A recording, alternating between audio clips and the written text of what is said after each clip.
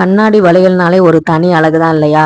அது வந்து பார்த்தீங்கன்னா, நம்ம பொறந்ததுலேருந்து நம்ம வந்து பார்த்தீங்கன்னா, பெரிய மனுஷி ஆவறது, அப்புறம் வந்து கல்யாணம், வளைகாப்பு இந்த மாரி நெறைய சடங்குகள்ல நம்ம கூடவே வந்து இருக்கிற ஒரு விஷயம் அப்படின்னு பார்த்தீங்கன்னா, நம்முடைய கண்ணாடி வளையல் தான்.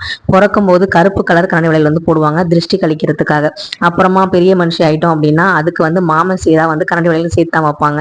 அப்புறம் கல்யாணத்துக்கு கல்யாண வளையல்னே கண்ணாடி வளையல் வந்து விக்கிது. அத வந்து போடுவோம். அதுக்கப்புறம் வந்து பார்த்தீங்கன்னா, வளைகாப்புக்கு ஊரே கூட்டி வளையல் போடுவாங்க. அந்த குழந்தை நல்லா இருக்கணும், அந்த கர்ப்பிணி நல்லபடியா வந்து குழந்தைய பெத்தெடுக்கணும்னு சொல்லி அது குழந்தைக்கும் வந்து பார்த்தீங்கன்னா அந்த சவுண்டு வந்து ஒரு பாதுகாப்பை கொடுக்கும் அப்படின்னு சொல்லுவாங்க. ஸோ அப்படிப்பட்ட இந்த கண்ணாடி வளையல் யாருக்கெல்லாம் பிடிக்கும்னு மறக்காம கமெண்ட்ல சொல்லுங்க. இப்போ வந்து பார்த்தீங்கன்னா என்னதான் ஆர்டிஃபிஷியல் வளையல் நிறைய வந்தாலுமே நான் வந்து பார்த்தீங்கன்னா அதிகமாக வாங்குறது கண்ணாடி வளையல் தான். சின்ன வயசுல வளையலே போட மாட்டேன்னு சொன்ன ஆள் நான். காலேஜ் படிக்கும் போதெல்லாம் வளையலே போட மாட்டேன் அப்படின்னு சொல்லுவேன். ஆனால் இப்போ வந்து பார்த்தீங்கன்னா டஜன் டஜனாக வந்து கண்ணாடி வளையல் வாங்கி குவிக்கிறதுல அதில் ஒரு சந்தோஷம். அந்த ரெயின் ட்ராப் வளையலோட ஆசை வந்து இப்போ கொஞ்சம் குறைஞ்சிருக்கு. இந்த மாதிரி பிளைன் வளையலோட ஆசை வந்து அதிகமாயிடுச்சு. அதுலேயும் இந்த ஒயிட் கலர் வளையல் வாங்கணும் ரொம்ப நாள் ஆசைப்பட்டுட்டு இருந்தேன். அதுவும் வந்து வாங்கிட்டேன். இந்த கட்டிங் வளையல் எல்லாமே வந்து எனக்கு ரொம்ப பிடிச்சமான ஒரு வளையல். உங்களுக்கு எந்த மாதிரி வளையல் பிடிக்கும்னு சொல்லுங்க. அதே மாதிரி வீட்டில் வந்து கண்ணாடி பொருட்கள் உடஞ்சா வந்து யாரும் வந்து பயப்படாதீங்க.